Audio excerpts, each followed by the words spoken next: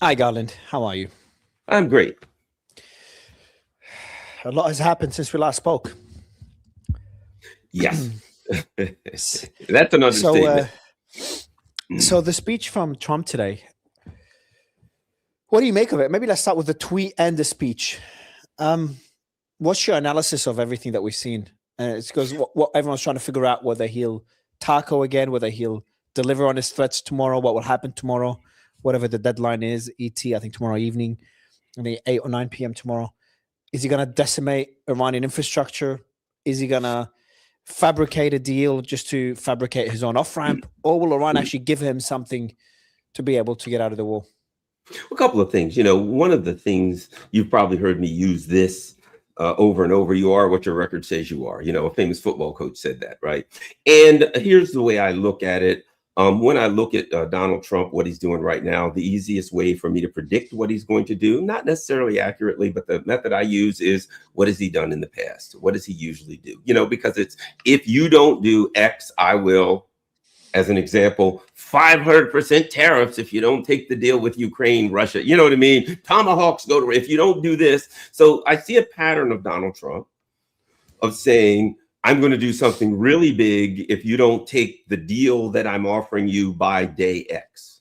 And it has been his pattern that he rarely does, because it's something that scares people. Oh my God, if he does this, we'll be in a nuclear war, we'll all die. Oh my God, if he does this, they'll devastate all of the Iranians will retaliate, and then our whole economy will crash. So it's usually something big like that. To date, he's never followed up on that. And I would say, thankfully, right? I'm not one to use the word taco, and I mean the term taco, because that implies chickened out. And I don't want to use something negative. If it's something I don't want him to do, I'm not going to say he chickened out. I'm going to say wise decision, right? Agree. Yeah. Thank God someone said it. I would say the same. I would give him his flowers. You can hate him, give him his flowers, because he put his ego aside or whatever, and whoever's all the hawks put him aside and did what's right in tacoing. Sometimes a taco is the best option. Yeah. So my thing is this: based on Donald Trump, he doesn't usually like to do big things and take big risks. Well, he did that with this war, and I think he probably got dragged into it to some extent, whatever the case may be. But I think that he'll find a way to wiggle around doing this, because let's face it, we all know the outcome. If he does that, Iran will retaliate, and they've already even, well, if you do this, these are the points that I'm going to hit. And I don't think anybody in the world who is concerned about the flow of energy on the world and hopefully finding a way to get it back to some level of normalcy wants to see things that are going to happen that would cause this disruption to become semi-permanent in any way. So let's hope he doesn't do it. And I don't think he will. Just as you're speaking, a report came out. Iran has informed regional states that if Iranian energy infrastructure is struck, the entire region will be plunged into darkness and all options are on the table. And I would ask anyone that doesn't want to believe Iranians because they don't like it, they promised this multiple times and they delivered on each promise or threat. We'll strike your energy infrastructure. If you strike ours, they did that. We strike your financial industry. If you strike ours, well, they struck the UAE, Dubai financial sector, which is right next to my building. I remember the strike when theirs was struck. And the list goes on. They've responded for time and time again. They've proven they have the capabilities. The intelligence reports that came out show they have the capabilities. The latest one says Israel cannot, again, that's Israeli sources told an Israeli media outlet, that Israel cannot destroy Iran's missile stockpiles. A report came out before that 50% of their missile launches are still intact. It was 10 to 20% or 20, 30% early in the war. Somehow the number increased. So everything points to the direction that they will deliver on that threat, number one. Number two, they have the capabilities to deliver on the threat. And that's me being completely objective based on the information we have. So when they say something like this, I would take it very seriously. And I struggle, and I've failed to struggle multiple times throughout this war to understand the reasoning behind escalation. It will just be horrible, not only for Iran, but for the global economy, which includes the US, the world's biggest economy, and for the regions, which are all American allies, and for American allies in Asia and Europe. So it's like it's bad for everybody. And I've always said Israel is probably the only winner, along with Russia, and lesser extent China, but mainly Israel, Russia, the only winners of this war. But I think if this escalates further, it could end up being a net negative to Russia, which Iran is their ally, and they don't want it to become too weak. And it could end up becoming a net negative for Israel if they keep getting bombed with their air defense munitions being so low. So maybe Iran knows this. Maybe Iran knows that this is too big of a gamble for Trump. But maybe he goes ahead with it anyway to show that he's serious. He might have no choice now because he's made the threat so many times and delayed it so many times. So I'm split. I don't know. Well, I tend to believe that he won't, simply because a couple of things, number one, what is he trying to get here? What is his goal? What are you trying to get, Donald Trump? Well, I want them to take this deal. If you do this, will they take the deal? No. So then if you do it, you get all of the negative consequences of doing it. Your market crashes. Your people at home are going to suffer. People around the world suffer. The region is plunged into God only knows. We're talking about the Stone Age. The whole region is plunged back into the Stone Age, and they still didn't say yes. And now they have even less, even less likelihood. So it's like, I'm going to threaten to play my ace. Well, you know what? Play your ace. And then you got an empty hand after that, and you still haven't won the game. That's Trump's problem. I mean, what is he going to look tough? How's that going to looking tough? Or, oh, well, then everybody will know I keep my word, but you lose everything. So it would be a foolish thing for Donald Trump to do. It would hurt so-called, are they allies? If you plunge the entire region into darkness, are you really their ally? What kind of an ally would do that? Would you do that to your sister, your mother, or brother? No, you do it to your worst enemy. So I don't think he does it, but if he does, it's a really stupid move, and then everybody pays the price, including Donald Trump and the American people. So what's his alternative? So if he doesn't deliver on that threat, and if Iran does not give him any concessions, how can he pull out of it? How can he create his own off-ramp? Well, I would say, I don't see an off-ramp, but here's the bottom line. When it comes to Trump, most people, I'd say they're backed into a corner. I've come to the conclusion Trump can't be backed into a corner, that there is no corner he won't wiggle out of. A lot of people, you'd say, well, no way they'll back out of them. Trump will just say, Donald Trump, he'll just say, okay, are you going to do it at 8 p.m.? He'll say, 8 p.m.? I don't remember saying anything. Oh, nah, get out of here. What's this 8 p.m. business? He doesn't really care. So Donald Trump is not cornered. He will wiggle out of any corner. But here's the reality.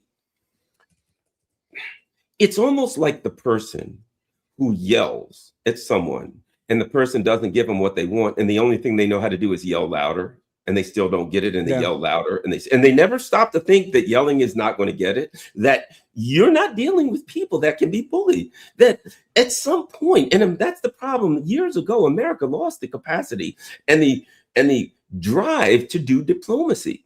There are times when you have to sit down with people and say, we got to work out a deal. Not, you got to take a deal or I'll kill you or I'll punch you or I'll do something. Not just threats. America does not have the capacity to even comprehend that maybe sometimes threats don't work. And I don't think we have the diplomats right now that have the ability to do it. So here's my point. The only thing that would work would be diplomacy, respect, and bringing in other countries and saying, let's sit down and get a deal here. This business about pushing Iran into a corner never worked. It's never worked. I want to go to before we go to the statements just now, back to his tweet. A lot of people are losing their shit because of the things he said. I had it saved somewhere, but I lost it. I didn't bring it up beforehand. But everyone knows the tweet where he calls them bastards, except open the Strait, you fucking bastards, something along those lines. And then says Monday's Bridge Day, Tuesday's Infrastructure Day or Energy Day. And he'll bomb them to the Stone Age and then says, praise be to Allah at the end. So a lot of people found that offensive. What do you think of that way of communicating? I'll give you my thoughts. I'm like, if that's his way of talking, first, I don't think it's the right way to talk. When you're talking to other leaders, no matter who they are, and the comments on the Saudi king, but about the Saudi king was kissing his ass. But like, this is Trump. He kind of took it too far. For me, I don't find that big of a problem with that. That's the way he speaks. That's the way he speaks. Everyone knows that. People that like it, they smile. People that don't like it, they understand he's got 2 years left and there's going to be a new American leader. So they just get patient about it. for me, what worries me more is his actions tomorrow. The rhetoric itself is not that big of a deal. However, a lot of people that are smarter than me found the rhetoric to be very offensive and counterproductive. You don't. My last guest said, even in war, you always have to give your opponent respect, because when you don't give them respect, they'll end up fighting till the end because they're offended, because they feel disrespected. But if you just give them respect, you might be able to get much better terms as you end the war. So there is another side to kind of another take on his comments. One of, that's not the right way to talk, and that's going to probably cause us more issues than solutions. What do you think of the comments? The way he spoke. Right. There are two perspectives to look at it. One perspective is his position. And if you're the leader of the country, you're supposed to be a statesman. And those comments are not becoming of a statesman. Those comments do not sound like, when you think of the great statesman meeting and people working things out, and you may agree with them, not agree with them, like them, not like them, but a statesman has a certain position he has to take. And that is not becoming of a true statesman. And it sounds kind of unhinged, number one. I think number two, it reeks of desperation. When someone does that, it reeks. Yeah. If I'm on the other side and I'm reading that, I say, yeah, that guy's in real trouble. He's scared. He's desperate. It's emotion, right? A statesman is not going to show you his emotion. He's going to listen. He's going to shake his head. Okay, that makes sense. He's going to take some notes. He's going to talk to us. Then he's not even going to let you know what's happening. He's listening. A statesman is quiet, cool, calm, and collect, right? A leader, that sounds like a guy who's in deep emotional turmoil, desperate and afraid. And based on everything that's going on, those emotions would align with the position Donald Trump finds himself in. Because in my opinion, the last thing Donald Trump ever wanted was to be dragged up into some forever war. And he is caught in a quagmire that he can't get out. And I think he's desperate, and his words give him away. Yeah, the response from one of the members of the National Council in Iran, one of the members of the Supreme National Security Council, said the following: "Shut up is not the appropriate response to Trump's ramblings." That was just a few minutes ago. "Let him speak more. Nothing is more effective in laying bare the true nature of the United States than Trump's outbursts." So they're trying to use it to their advantage in this information warfare, because there is a much bigger war happening right now, and that is the war for the hearts and minds of the global community. The U.S. has always been seen, and I still see it like that as an institution, has always been seen the fighter for freedom, liberty, democracy, etc., and a fighter for peace.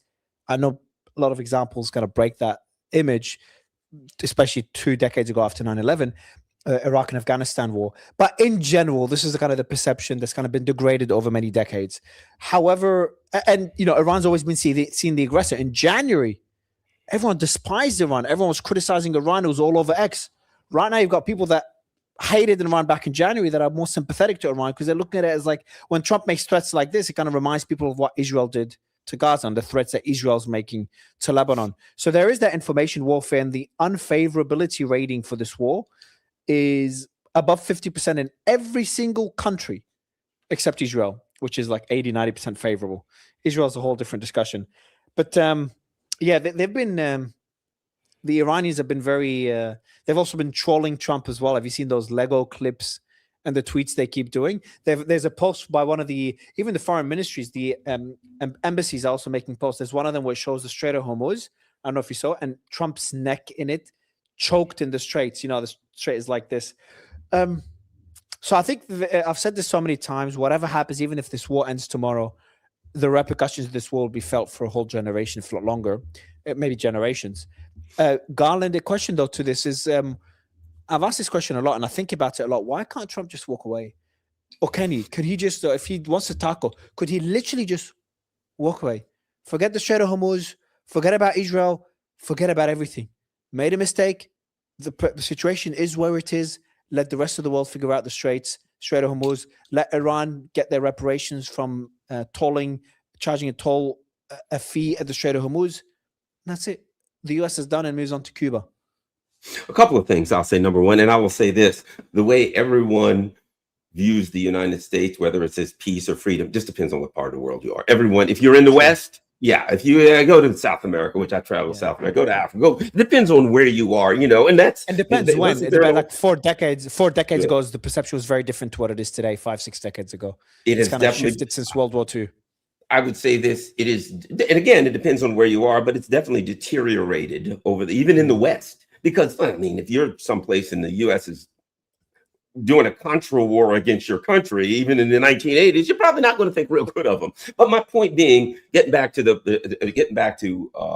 reality, can Trump just walk away? Here's the problem with walking away. Yeah, in theory he can, but he still loses the war because he doesn't have control of what happens in the Straits of Hormuz, and there's no way to get it back. And any way he walks away, there's no way Trump can walk away and say, I won. There's no way to walk away and declare victory. Any way he leaves, he loses, he lost. This war, I said before the war started, my position was if the United States goes into this war, that's it for the U.S. I consider the U.S. an empire. You may disagree. That's it for the U.S. empire. It's over. It's over. It's done. There's no way to get that back. It is lost. You have challenged a regional power, and the regional power at minimum has fought you to a standstill. But they don't have to defeat you. If they fight you to a standstill, they have defeated you. And there's no way to ever get the Straits of Hormuz back. And let me add this. Here's the other thing about the long term walking their way or whatever. So what happens here? And regardless of whether we stay or walk away, here it is, the inevitability about the Straits of Hormuz. Every week, another country or two will say, man, we got to have this oil. Okay, Iran, what do you need us to do? We'll sign, we'll do it. Then the next week, 2 more countries. Then the next week. And at some point, 3, 4, 6 months from now, it'll be business as normal. And everybody will be doing whatever petro you want, paying tolls, and it'll be irrelevant what the United States does because the facts on the ground are people got to have oil and stuff like that. And when they get desperate enough, they're going to do whatever Iran needs. So the inevitability is that it's going to be Iran's personal toll booth. Now, if the U.S. were smart, they'd have to eat some crow. If the regional powers were smart, they'd say, look, Iran, it's inevitable now. There's no way to fix that. How can we make a deal to work this to everybody's advantage? That's their only option right now. But I don't see another option. The only thing it can keep doing if you keep fighting this is getting worse. There's no way out of this. You're a businessman, right? You're a businessman, right? I was just bringing it up. Did you hear me say right, when I originally went to college, I started with business management. Business. Cut your losses, man. Yeah. You're sitting there looking. And you're saying, man, I'm losing $1,000 a day on this. I'm losing $100,000 a month on this. What do we keep doing? No. I ain't losing another dime on this business. Cut this one loose. Once you're losing, sometimes you got to cut your losses. The options for Trump right now to get out of it is, how can I cut my losses the least? The longer you stay in this business, the more you lose. And the more you put into it, the more you have to lose. We're going to lose more planes. One of the hardest things in business is the sunk cost fallacy. It's like you invest in a project, you invest in a product. It's not going well, but instead of just saying, look, it's not going well, walk away, you keep reinvesting until it drains you dry. And that's how forever wars happen in many cases. Yeah, and doing when you're doing hostage negotiation from law enforcement, and the person wants to walk away, you say, "Well, look, we've worked so hard, we've come so far, we can't stop negotiating now." And you just kill the hostage. Again, same thing. We've done so much, we can't walk away. It's a game that you play no matter what, but it's all a fraud in reality, as you know in business, man. Which would you keep doing that, and you've probably done it, and a year later, you're like, damn, why didn't I need to lose all of that money? I should have walked away 8 months ago. That's I love walking away from something that doesn't work. And usually pride gets in the way, so you have to put your pride aside. But isn't that what you're saying? You know what? Let me just say this. Isn't that what you're actually saying about Trump too? Pride gets in the way. Yeah. How do I get out of it and not, quote, look bad? You know what? Exactly. You look bad going into it. So there ain't no way to get it. How about this? How do I get out of it and with the least amount of pain I can possibly get? Anyway, go ahead. Yeah, no, I agree. Just looking at the markets as well, what they've done today hasn't changed much since the speech. Let me look at the betting platforms. The point I wanted to make on the business side is, and I said this earlier in the interview as well, the reason I think they really should get a deal and it'll be something very fishy if there is no deal. Either the Iranians are so upset by what happened, they want to fight till the end and cause damage to avenge the death of their supreme leader, whatever, or someone's influencing Trump, because I just don't think Trump is a businessman. I think he'd continue the war. He'd find enough rent, but someone's influencing Trump to continue the war.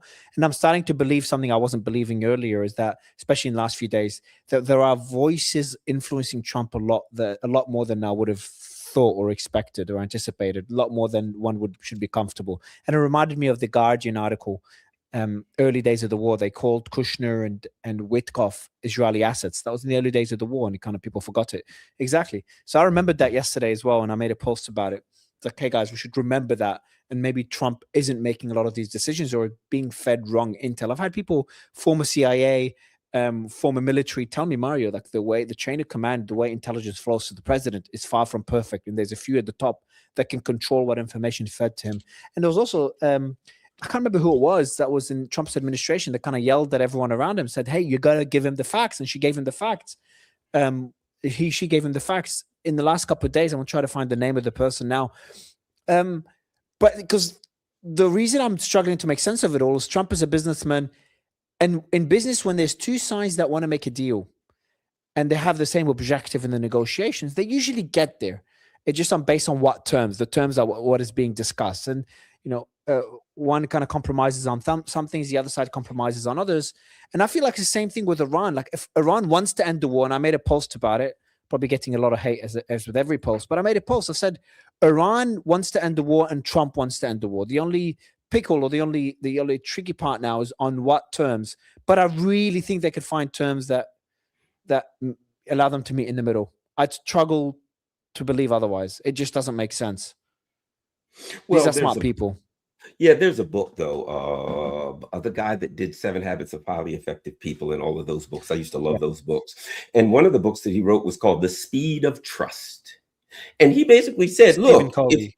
And in the speech, he basically talked about it. Look, if you and I want a deal, if we trust each other, we can get a deal that quick. We can quickly get a deal. And I think, we understand what each other want. We walk away, we got a deal. Okay.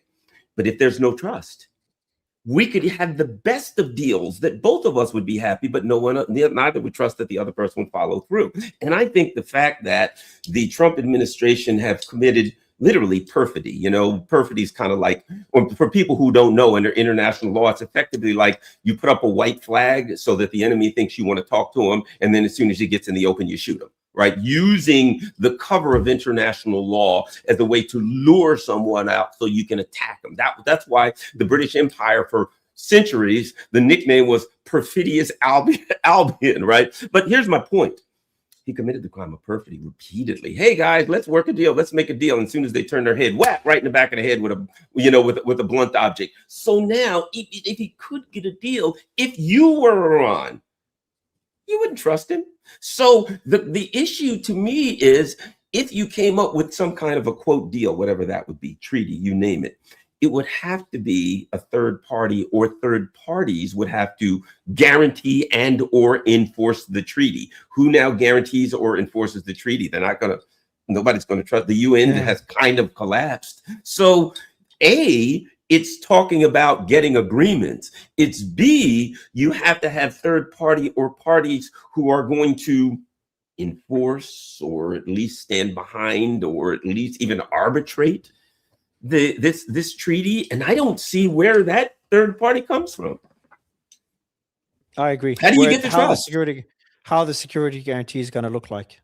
Exactly. And who's going to offer those security guarantees?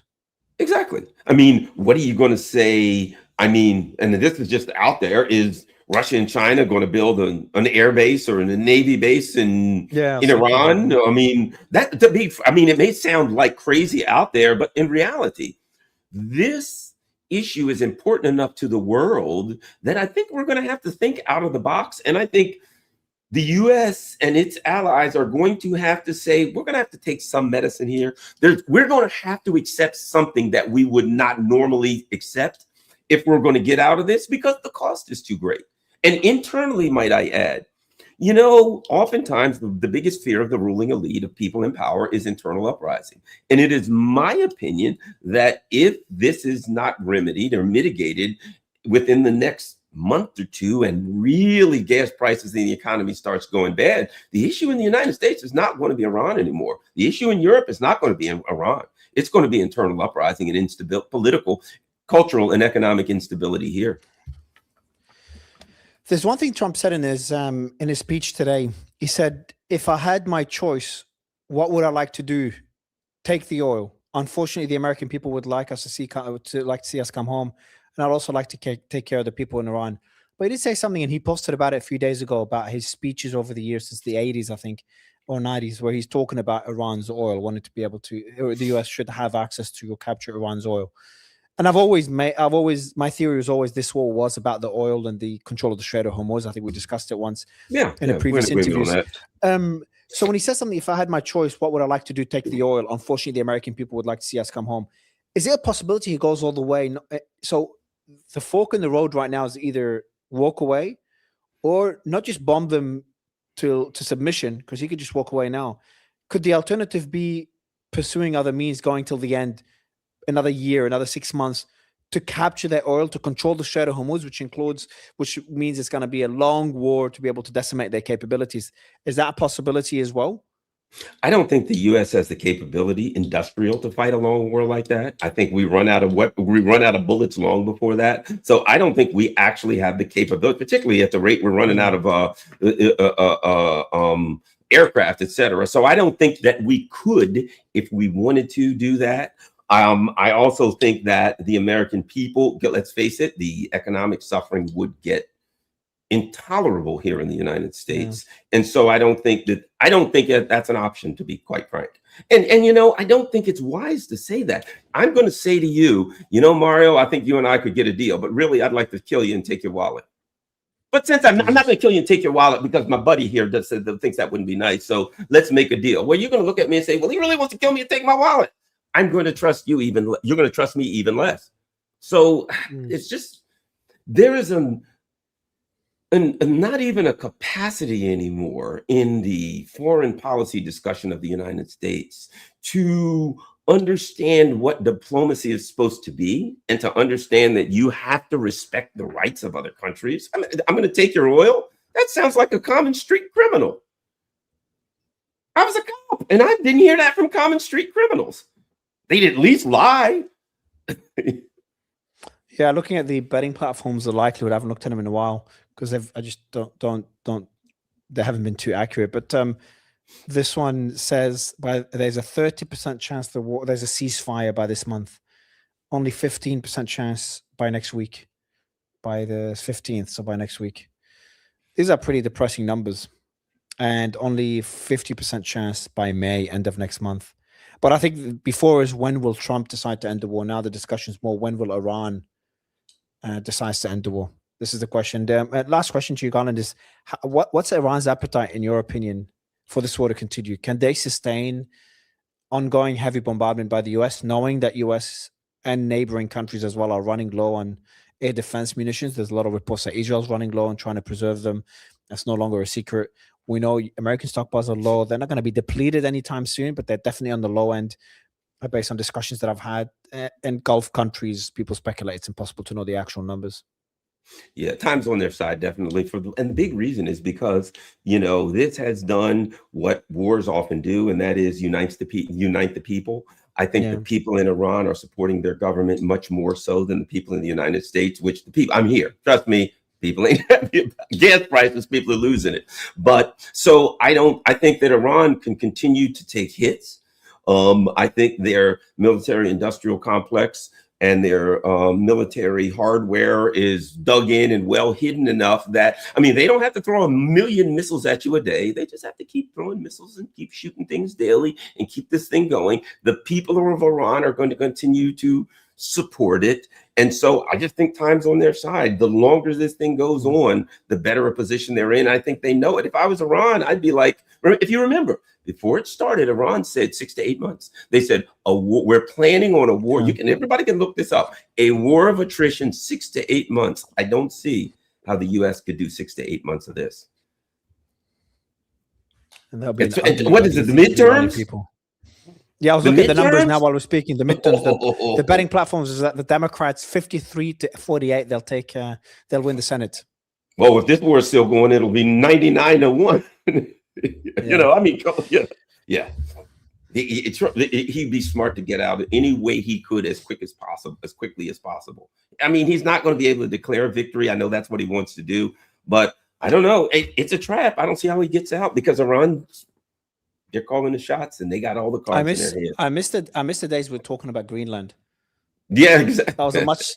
People thought that was crazy. That was a much better discussion. You mentioned people are just up in arms when it comes to gas prices. What is the appetite of the average American? Are we, beyond people you speak to, just in general? I haven't been following, and I'm not too deep into American domestic politics, but are people feeling it yet? I know gas prices are up. Is the anger starting to?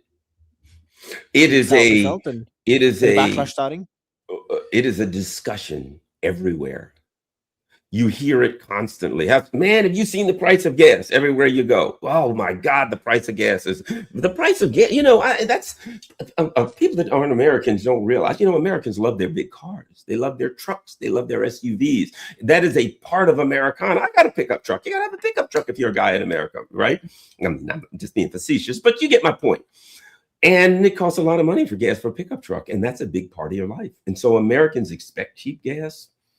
That's gas prices are, you'll notice in America, anytime we have an election, whenever we have an election, the month or so before the election, the party in power does everything they can to knock the gas prices around because they know that's the thing that'll get them. And everybody runs on that. And Iran knows this. And Iran knows this. Yeah, that is America. Gas prices are one of the biggest things here, and people are hot. And if it goes up another $1 a gallon, better hide in the basement. Garland, always a pleasure. Thank you so much for your time, sir. All right, thank you.